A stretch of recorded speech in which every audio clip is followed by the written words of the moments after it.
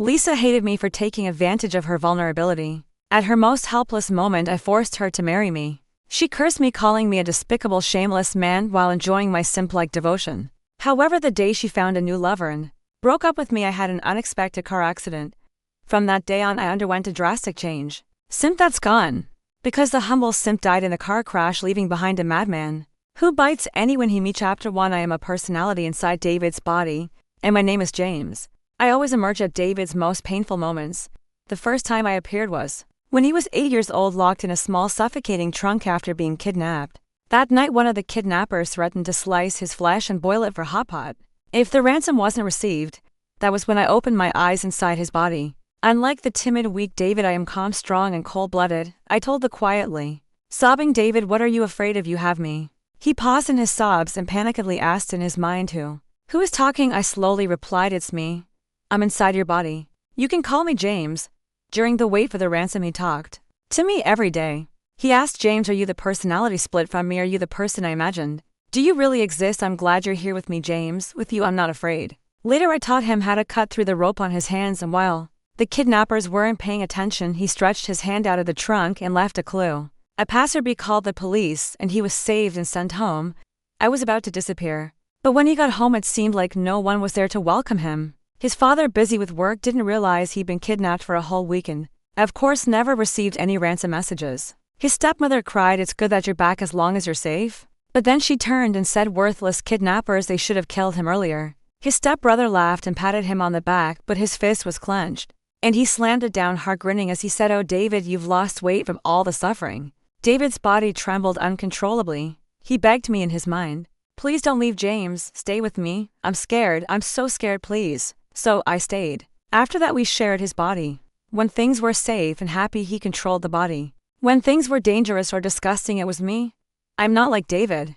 I would directly counter his scheming stepmother without mercy when she threw insults. I would threaten his bastard stepbrother, holding a sharp knife and scraping it just past his temple, before plunging it into the wooden doorframe behind him, viciously saying, "Next time, I'll stick it in your eye." I would grab the leader of the bullies at school by the head and force it into the water-filled sink, releasing him only when he was about to suffocate, saying, "If you mess with me again, I'll drown you." At those times, David would always talk to me inside his body, saying, "James, I'm so glad you're here. We'll always be together, okay?" I had read books and knew that in bodies with multiple personalities, they would do whatever it took to erase the other and gain full control of the body.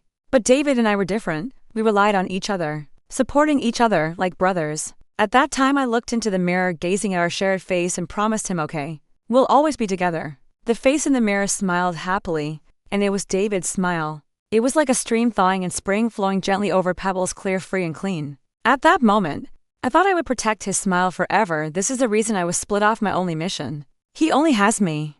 Chapter 2. But our anomaly was soon noticed by others. After all, having two completely opposite personalities and temperaments in one person, no matter how careful you are, will always give something away. David's stepmother told his father that she often saw David talking to himself. David's stepbrother told his father that David had tried to kill him with a knife. At school, a teacher informed his father that some students reported that David sometimes seemed like a completely different person, sometimes gentle and friendly, other times cold and indifferent. For David's father, who cared so much about face, this was a huge embarrassment. He slapped David across the face, causing his mouth to bleed, and angrily shouted, "How could I raise such a lunatic?" Before David and I were taken away to the private psychiatric hospital, David's stepmother leaned against the door, smiling smugly as she looked at David. She said, "I personally selected this hospital, David. Don't be afraid.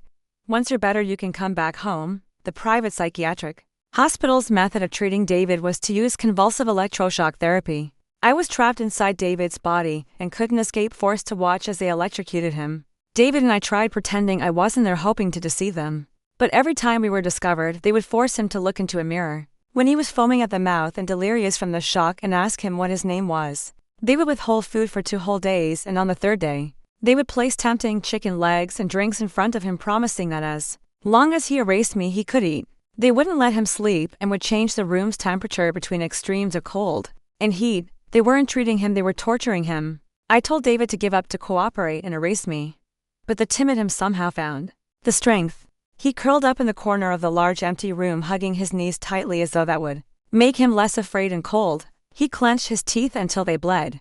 The timid child who had cried every night when he was kidnapped now stubbornly refused to shed a single tear. He said, "I won't abandon you, James. I won't let you disappear. We promise we'll never be separated. This time let me protect you." Finally, that night when he was about to be electrocuted to death, I hypnotized myself and made myself disappear. Before disappearing, I said to David, "I'm only temporarily leaving you, David. Don't be afraid, walk forward with courage. I'm watching you. If one day you can't hold on anymore, trust me, I will come back and be with you." He thought I was lying. He threatened loudly that if I left I would never come back, then begged me, "James, don't go. Please. I can endure. It doesn't hurt really." I looked at him in pain and willing to close my eyes as he cried in his agony and despair. A vow is a vow. 14 years later, on the day he was at his lowest point, I opened my eyes inside his body. I didn't understand how a person could feel such sadness. It was like in the pitch-black night sky, the vast ocean and sky merged together, with no visible horizon, only huge waves crashing one after another. His heart ached and suffocated at the deepest part of the sea. But I heard his laughter. At 25, he sat upright in a lavishly decorated living room, with brilliant lights shining down on him, making him seem radiant. He had grown up taller, with a straight posture, handsome features, and a carefree smile. The woman standing in front of him, exquisite and adorned in jewels, looked at him with disdain. She rolled her eyes and said, "What's so special about you? I feel disgusted just looking at you. Go die." That was really harsh. David's brow furrowed slightly, but the smile on his face didn't falter, the curve of his lips perfectly in place. He smiled and said, "Well, sorry, Lisa," his tone calm and indifferent, as if stating a fact. "No matter how disgusting it is, you'll have to look at this face for the rest of your life." Even after Lisa left, his smile remained. It wasn't until I sighed and spoke inside his body, saying, "David, stop smiling," that he froze for a moment, the smile on his face slowly freezing.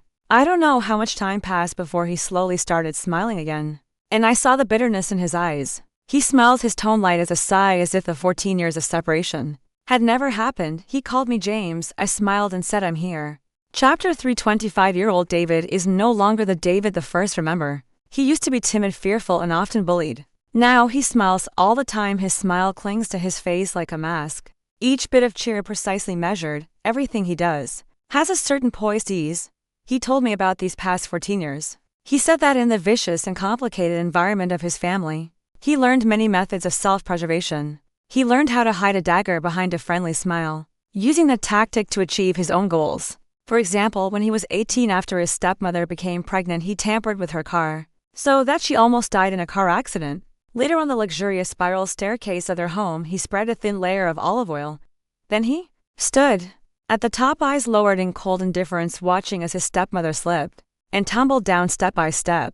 He smiled and calmly told me, "James, did you see the blood under her? It was beautiful." Another example, when he was 19, he hired someone to steal his stepbrother's gold-digging girlfriend. Then in the living room, he mocked his stepbrother, who was drinking heavily and foolishly because of the breakup. His enraged stepbrother, provoked beyond reason, grabbed a rope from the table, no one knew who had left it there, and wrapped it around David's neck. Just then their busy father returned, saw this scene, and flew into a rage. At that moment, David strangled and gasping, his face bright red. But no one noticed the smile on his face once he turned away. David continued, "After that beast was sent away, not even allowed to show his face around me." "James, your methods were too gentle. Doing it this way handles everything in one go, doesn't it?" Then at 21, he brought home his pretty but weak-willed godsister, who always looked for shortcuts. It just so happened they ran into his father. After that, his stepmother completely fell out of favor. The godsister told him, "David, your father said he's going to divorce and marry me. Don't worry, I'll listen to you." She really did listen, at least enough to ensure that after graduation, David smoothly entered the company and began taking over operations.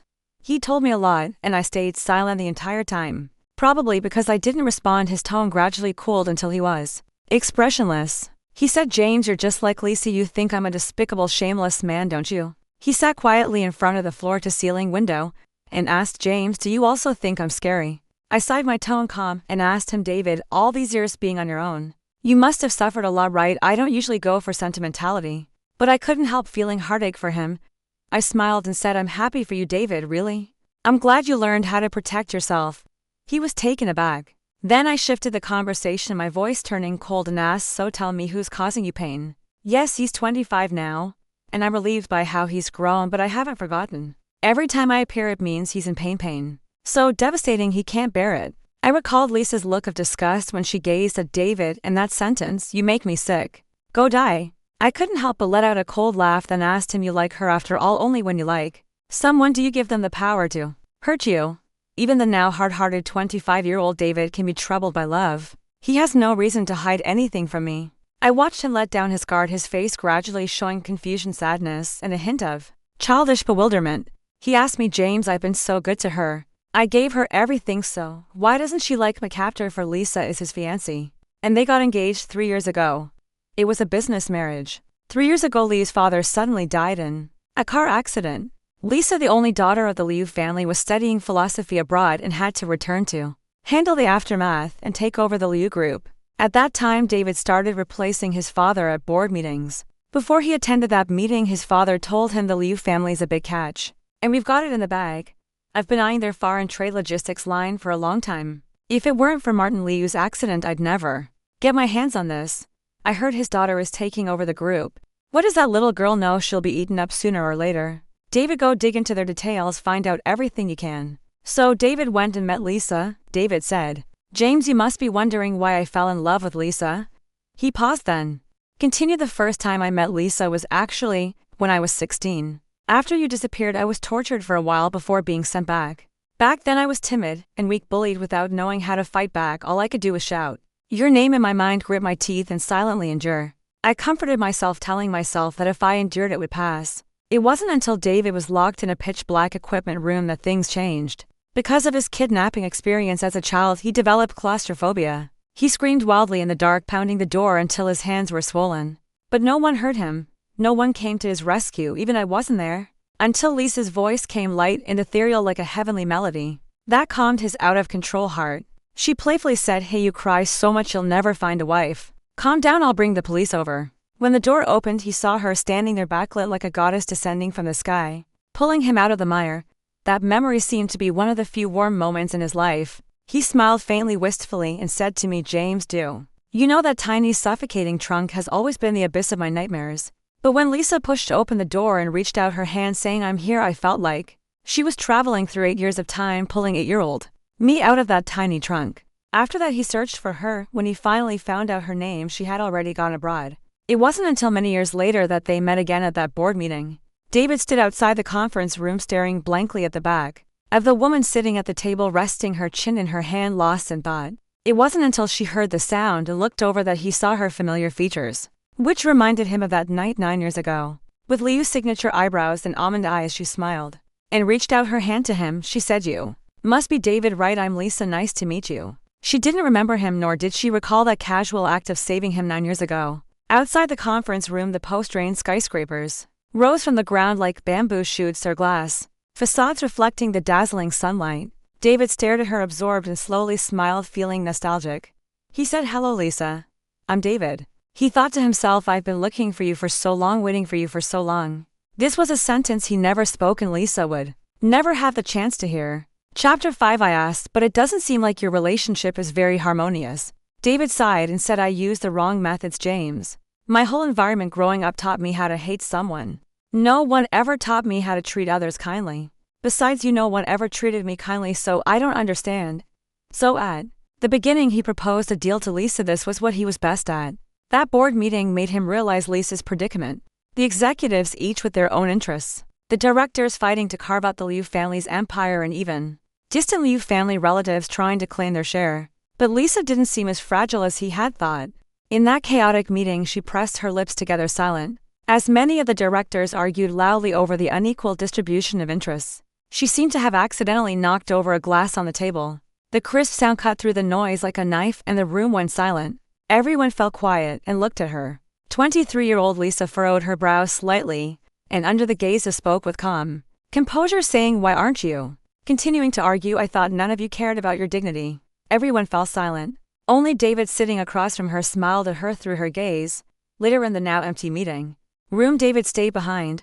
He refilled a glass of water and placed it beside Lisa. With a slight smile in his eyes, he asked Lisa, let's make a deal, shall we? A business marriage. David said to Lisa, let's get married, I'll help you steady this chair you can't seem to sit in. It was a proposal that was both enticing and cold. But after her initial shock, Lisa refused. She snorted and said, Mr. Wong, I'm not willing to trade my marriage. If I ever get married, I want it to be to someone I love, not as a business transaction. This rejection didn't anger David, on the contrary, he liked her more. After that, he appeared by Lisa's side several more times each time, during her most difficult moments, and each time Lisa coldly and distantly rejected him, until the last time when major banks began pressuring the Liu family, and the company's funds were in crisis. The rain was pouring down heavily. After her meeting with the banks, Lisa came out without an umbrella. She was getting soaked, and from behind her, David held an umbrella over her head. He sighed and said, "Lisa, my proposal still stands." Lisa didn't speak but silently looked up at him from beneath the umbrella. David added, "You turned me down today, and tomorrow my father will initiate the acquisition of the Liu Group." "Why?" Lisa asked, her voice filled with confusion. "Why me?" David turned his gaze away and lied to her, saying, "Because you need me. You need the Wang family, and you know my situation.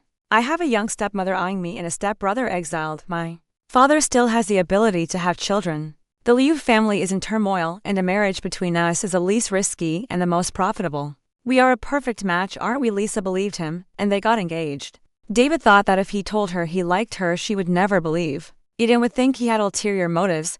Only a pure exchange of benefits would make her agree. He had to first get her, then make her love him. David said to me, "James, I'm so stupid, aren't I? I forced her to agree to the marriage, trying to make her like me but not wanting her to be grateful to me. So she will never know what I've done for her." What had he done for Lisa, for example? He convinced his father to abandon his plan to encroach on the Liu family despite immense pressure. He took a huge risk presenting the benefits of the marriage to his father's suspicious gaze. He casually replied when his father tested him, saying, "It's just a matter of perspective. How could I like her? Isn't it obvious which is more useful to us, the divided Liu family or the powerful group?" Dad, then there was the engagement. When the news broke, it dominated the headlines, and with the Wang family's backing, the banks finally stopped pressuring Lisa. But Lisa, raised as a pampered rich girl, saw her engagement to David as an insult and a forced humiliation. This caused her great pain, so she remained distant and cold towards David, never truly becoming close. They had moments of harmony, however. They shared many common topics and interests, and they would joke about the scheming old foxes in the board meetings. Lisa would make soup for him when his stomach hurt and remind him to dress warmly when the weather got cold. They would eat together, go on dates, enjoy dance and drama performances, acting just like a typical engaged couple. Though there was a faint distance between them, it was not the intimacy of lovers, more like completing a task. Until later, David said, "In the first year of our engagement, I went to Liu's to find her. She was talking about a collaboration with Louise from the Bai Group. What I didn't expect was that after the conversation they shared a knowing smile. And then I saw Louise happily hug her, although he quickly let go. Lisa actually blushed and gazed at him with affection. We've been engaged for a year, and she's my fiancée. She won't even let me touch her hand, yet she allowed another man to hug her. And she even looked at him shyly. So I walked and saw that man smiling at Lisa and told her to stop the collaboration. At that time, Lisa's funds were all coming from the Wang family, and she couldn't refuse David. She asked David why he insisted on ending the collaboration. David's tone was nonchalant as he replied, "I just don't like him." Why ask for more reasons? Lisa didn't respond. But Louis awkwardly laughed, probably feeling uncomfortable himself, and proposed to cancel the collaboration. Lisa's gaze shifted from Louis to David, and she quietly stared at him for a long time, before giving him a mocking smile. From that point on, they drifted further apart. David felt pain this time because he had shut out a writer who had openly confessed his love to Lisa on social media, knowing that she was his fiancée. The writer had come to Lisa pleading with her to get Wangsha to stop. Lisa, however, didn't care about this. She simply used the situation to her advantage. Lisa questioned him, asking if he really needed to be so ruthless. She mocked David, calling him despicable and shameless. I recalled the suffocating pain in David's heart when I first opened my eyes inside his body. David looked at me through the reflection in the glass, smiling. But his smile looked more like a grimace. His tone was filled with genuine confusion as he asked me, "James, I've never used any of my methods on her. Is it wrong to protect myself? Is it wrong to be proactive when someone's trying to steal my girlfriend?" His expression was filled with anguish as he asked, "Why is she saying this about me? Did I do something wrong?" "You're not wrong. Of course you're not wrong. If anyone says you're wrong, if they say you're evil, then they're the ones who are wrong, not you." Chapter 6. I despise Lisa.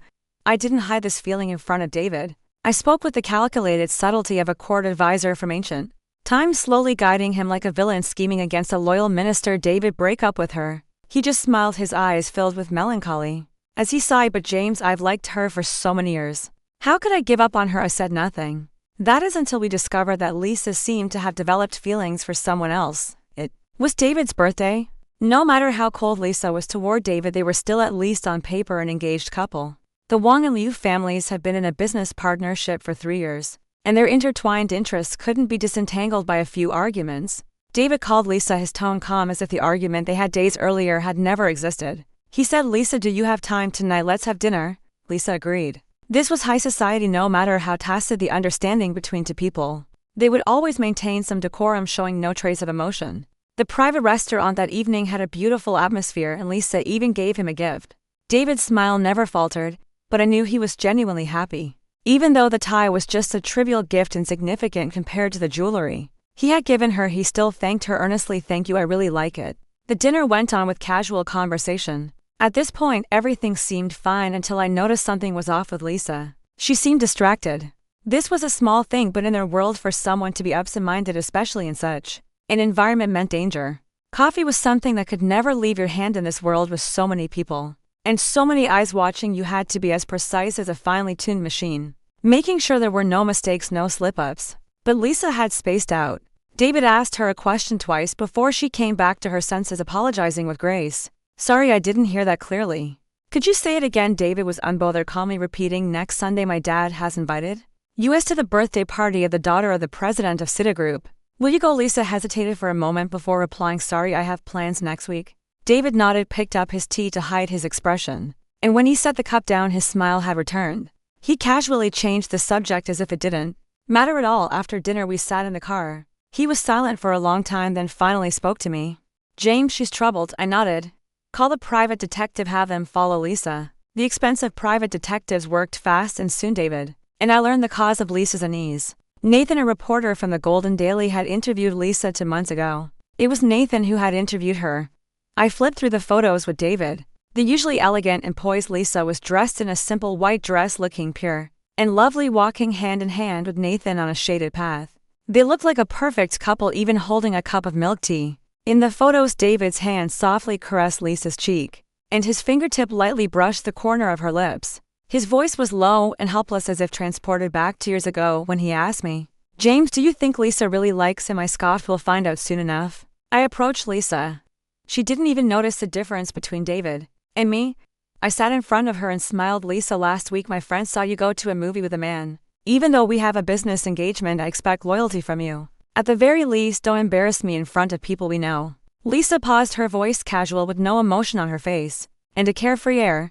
She said softly, "It's nothing. It's just part of our publicity stunt." I smiled and said nothing. A few days later, photos of her getting into another writer's car appeared in the newspapers. David and I looked at the photos in the paper and sneered. I said to him, "Looks like true love, using these business tactics to divert attention." David didn't speak, putting down the newspaper and picking up a photo taken by the private detective. Under a blooming wisteria tree in a park in Zone C, Nathan, with his head lowered, was kissing Lisa on the forehead. Even through the photo you could feel the purity and sacredness of their love, untouched by any impurity. How beautiful. Even in front of the media, she never allowed David to kiss her, even though they had been engaged for 3 years. I looked at David, his expression cold as he continued to stare at the photo. I said, "David, forget it. Forget her. She's not worth it. If it were me, I would use this photo to negotiate with Lisa, take Liu family shares and break off the engagement, throwing her aside. But that's easy when you don't care about her, just purely cold strategic thinking." But David loved her. He gritted his teeth and said, "No one can betray me, James. I'll make them pay. It doesn't matter if she doesn't like me. I don't care, James. I figured it out. I just want her. Even if she doesn't like me, she'll stay with me for the rest of her life, unless one day I decide I don't want her anymore." Lisa called David a despicable man. David smiled, the meaning behind his smile unreadable. He said, "Then I'll show her just how despicable I can be." Chapter 7. The next day, David was the same David I knew, polite, impeccably dressed, and his actions graceful without a hint of loss of control. He called Lisa, his tone calm as he informed her of an interview with the newspaper. Sometimes wealthy people must appear as a loving couple in public to stabilize stock prices, keep investors calm, and maintain the board's confidence, while also publicly announcing the unbreakable alliance between the two families. That day, Lisa received the call and was silent for a long time. Finally, she hesitated and said, "David, there's something I need to tell you." What could it be? Perhaps she was thinking about calling off the engagement, now that the Liu family was no longer struggling as it had before and the situation had improved. She might have started pursuing true love. I watched the smile at the corner of David's lips. The angrier he got, the calmer he became. the more out of control he was, the gentler his smile would grow, his eyes deep and unfathomable. It was a side of him that was unfamiliar to me. He interrupted Lisa and said, "Let's talk about it after the interview." Lisa paused, then agreed. The interview was well organized and David sat next to Lisa with a smile on his face. They were a perfect match in every way, wealthy and powerful families, and their appearance fit together seamlessly. Someone remarked, "How could such a perfect couple exist?" David put his arm around Lisa's shoulders, and with a hint of affection spoke about their engagement and past, mentioning how Lisa depended on him, how she cared for him. He spoke at length, and by the end it seemed as though he almost convinced himself that Lisa loved him as much as he claimed. Lisa didn't contradict him, likely for David's sake, as she remained silent throughout his entire speech. It wasn't until the end of the interview that David and I exchanged glances, scanning the bustling crowd. There he was, the dark-faced Nathan.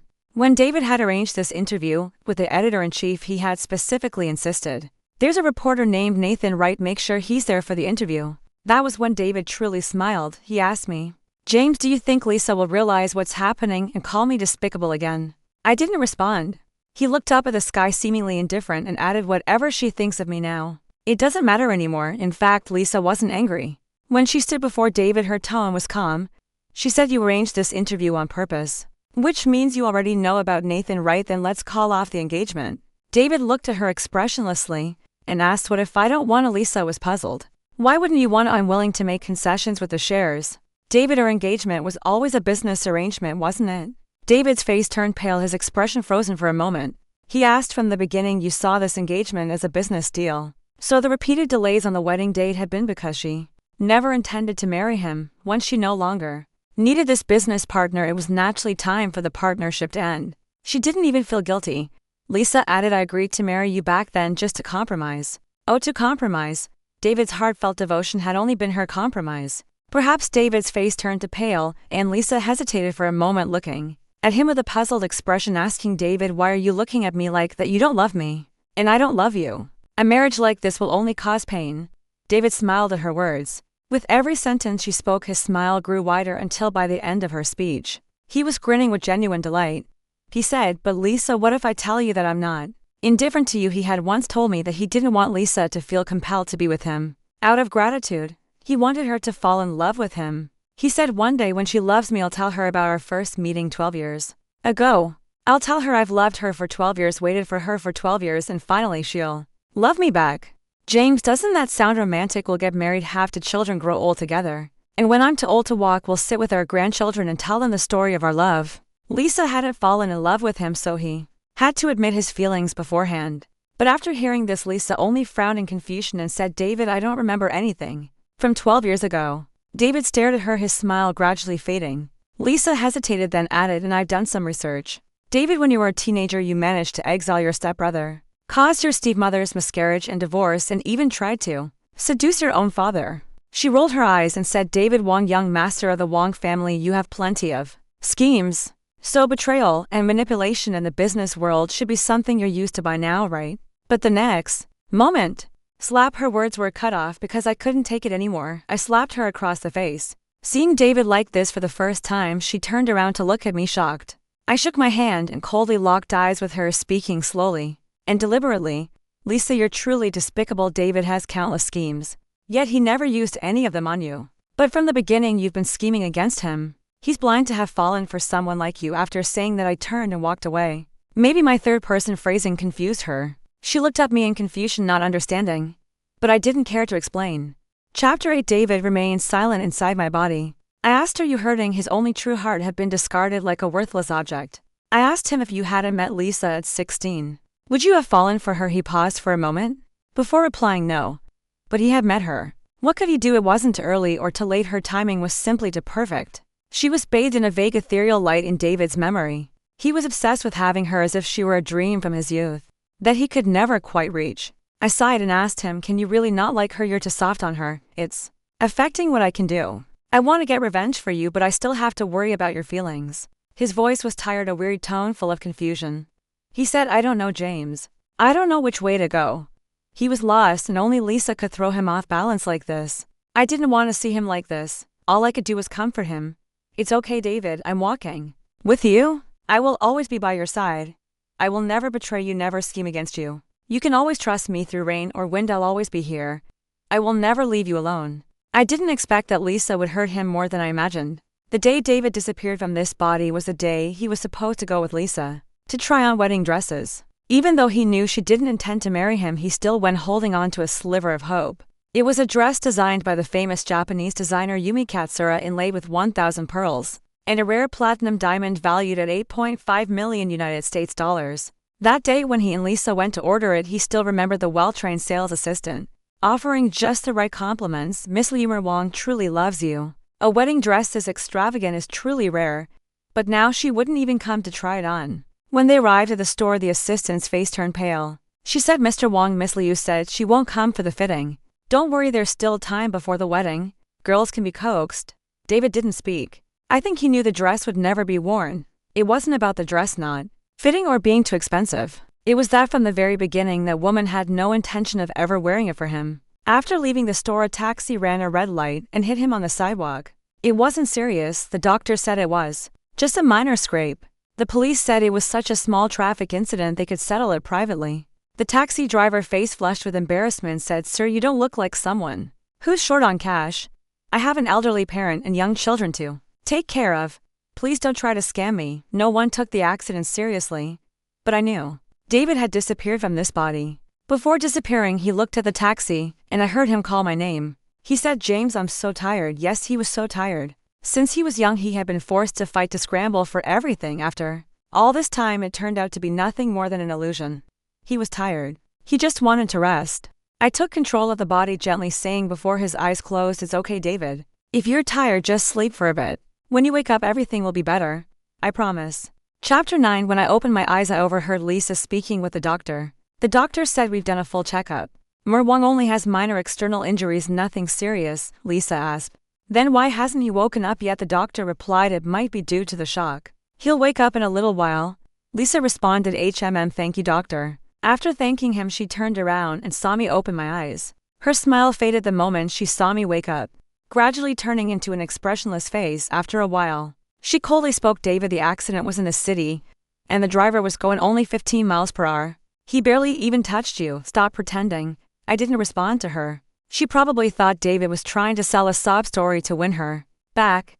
She said impatiently, "David, what exactly do you want?" That's when I finally looked up at her. Cold, detached, indifferent, I looked at her in confusion, raised an eyebrow, and softly responded, "What do I want?" "Lisa, when you and Nathan secretly changed your hearts, wasn't David still your fiancé? Even if you hate him and think he's despicable, can you deny that he never wronged you when you returned to China at 23 to take over the Liu family? Everyone bullied you, wanting to strip Liu family bare. Wasn't it David who threw you the last straw over these years? The cooperation between the Wang and Liu families has brought you quite a bit of benefit, hasn't it, over all this time? Honestly, hasn't David done nothing wrong to you?" I paused for a moment, stared directly into her eyes, and smiled, asking each word slowly. "Then, even if you don't like him, when he was still your fiancé, shouldn't you at least respect him? I know you were forced into this engagement, and from your perspective, I wish you the courage to pursue true love. But at the very least, shouldn't you have waited until David agreed to break off the engagement before pursuing your true love?" The third-person phrasing seemed to confuse her.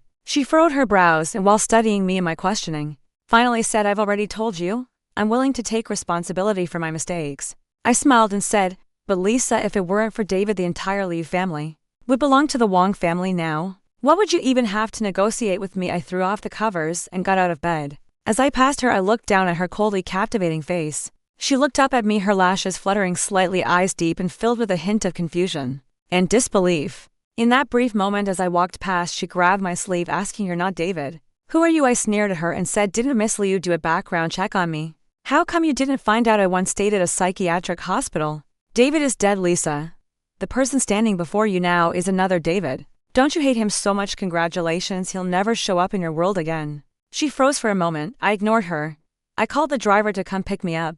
When I returned to the mansion, David's father was eating, and David's beautiful, harmless god-sister was serving him. I looked into David's father's eyes and said, "Dad, I want to call off the engagement with Lisa. It's not that I want to, it's that I will." The slap that landed across my face wasn't surprising at all. The faint taste of blood filled my mouth, and I could hear a buzzing in my ears. David's god-sister gasped, clutching David's father's arm, trying to calm him down, saying, "Hey, let's talk it out. No need to hit." David's father spoke calmly, saying, "It was you who insisted on marrying her. Now that the Liu family is doing better, you say you no longer want her. David, you won't get away so easily with Lisa. I said she doesn't like David. I wiped the blood from the corner of my mouth. Like David's father laughed, not noticing my choice of words. He spoke with a dismissive, indifferent tone when you insisted on the business marriage with her. Didn't she already not like you? I smiled. If there had been a mirror, I think my smile would have looked exactly like David's. My tone was light as I said, but now I don't like her either. Chapter 10. I called Lisa, getting straight to the point.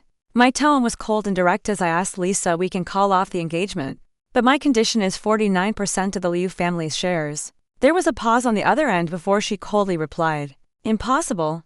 I knew she wouldn't agree, of course. After all, she wasn't a naive fool in love. 49% of the shares was a game changer, and I had already anticipated her reaction. So I smiled and said, it's fine. You can give me the 49% based on the highest point of the last 6 months. She couldn't give the shares, but she could certainly pay. The sum was enormous, but I knew she could manage it. As long as she could rid herself of me, she'd be willing to pay. The day we signed the contract, there were quite a few people present, with both sides' lawyers meticulously reviewing each clause of the contract while I sat by the window watching the birds fly by. When it was time to sign, Lisa looked at me and confirmed we no longer owe each other anything, right? See, she didn't mention David at all. She didn't ask if he would come back or why he disappeared. She only cared about severing ties with me.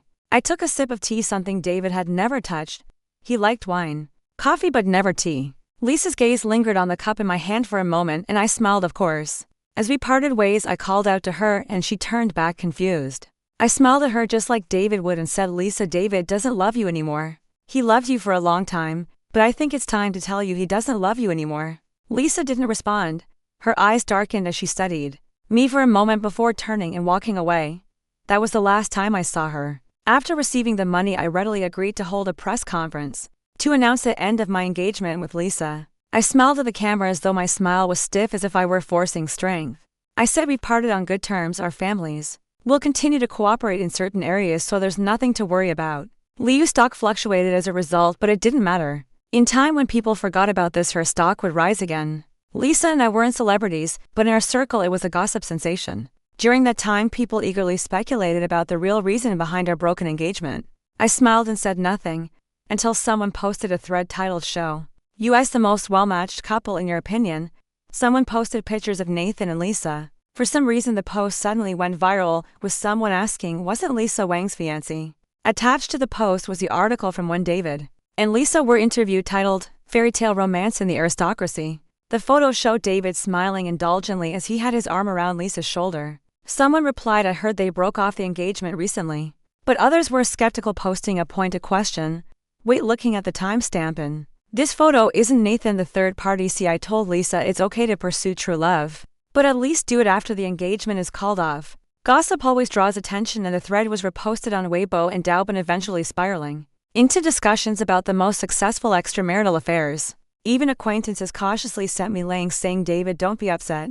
Well, I was so upset. I looked at the steep drop in Liu's stock chart, and I couldn't help but laugh through my tears. Nathan was probably having a tough time as well. I spotted him from a distance at the newspaper office. His eyes were sunken, his face haggard, and the looks from his colleagues were filled with disdain.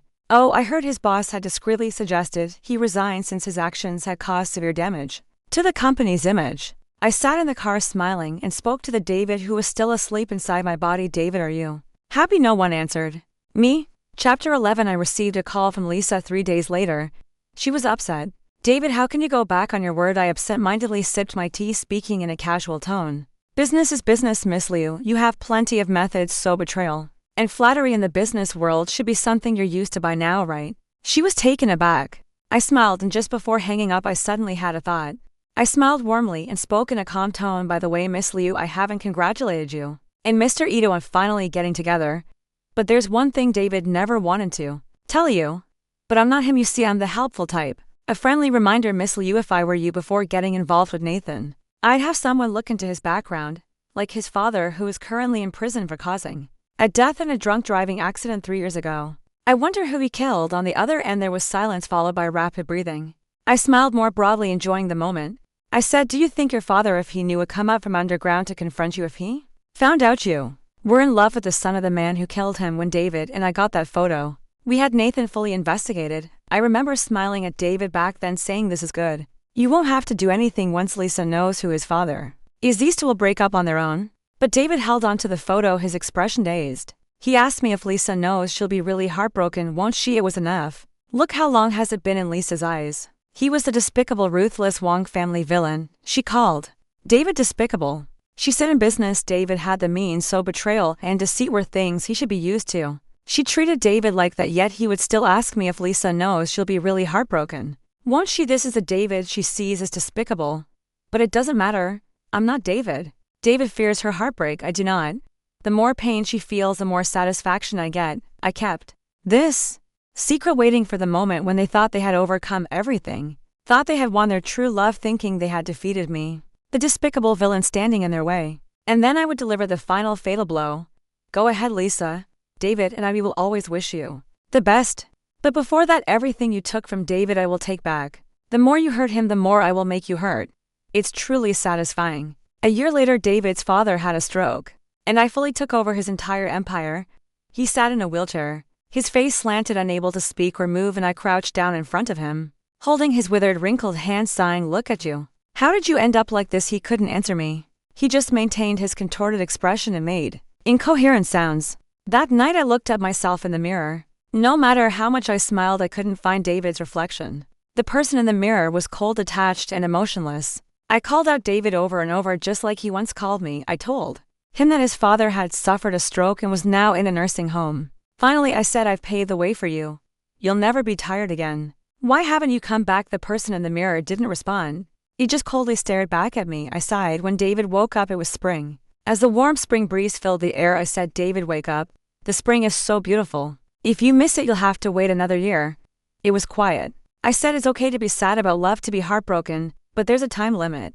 If you sleep any longer, it'll be rude." The breeze gently brushed past. I waited for a long time quietly in an empty room. I chuckled bitterly and looked at the pile of documents in front of me. When I opened the first folder, I heard a soft laugh. He said, "The spring is so beautiful, but I'm stuck with these headache-inducing data, George. I really don't want to look." I froze for a moment and slowly started to smile. I said, "Then let's not look at them. Let's go see the ocean, see the mountains, go to Tibet, go to Mongolia. If you get tired of those, we can go abroad together. The world is so big and the scenery is so beautiful. Let's go see it step by step." He smiled just like the first time we met. Like a stream slowly flowing through pebbles, clear, free and clean, he said, "Okay."